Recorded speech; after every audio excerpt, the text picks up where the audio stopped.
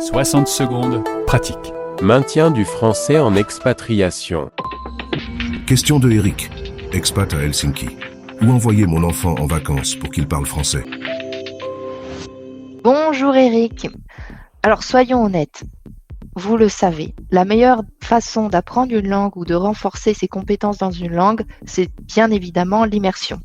C'est-à-dire transposer le quotidien de l'enfant dans la langue cible, c'est-à-dire ici le français.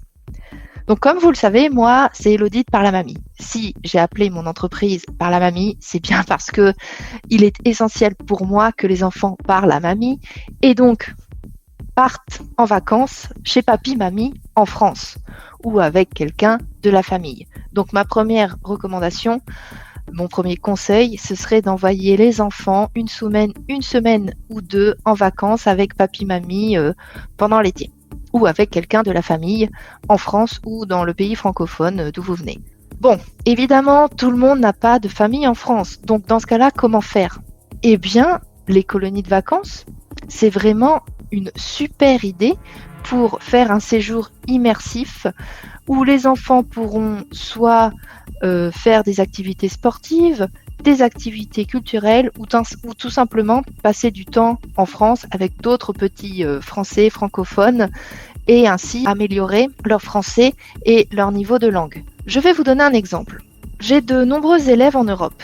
Il est donc très facile pour les papas-mamans de prendre la voiture, traverser la frontière, déposer les enfants en colonie de vacances pour une semaine ou 2 semaines et ainsi profiter d'une expérience incroyable. N'oubliez pas que la France a aussi de nombreux territoires ultramarins qui permettent ce genre de séjour dans un cadre sûr et certifié.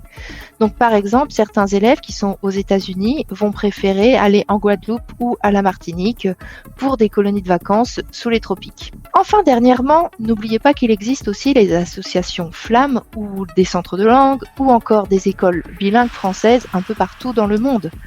Regardez si ces institutions de votre ville ou de votre région proposent des centres de loisirs immersifs en français pendant les vacances. C'est aussi une bonne idée et c'est une idée plus économique que de partir en France. Voilà, pour plus d'informations, n'hésitez pas à me contacter. C'était votre chronique Maintien du français en expatriation, présentée par Elodie Vincent de parlamamie.com. françaisdanslemonde.fr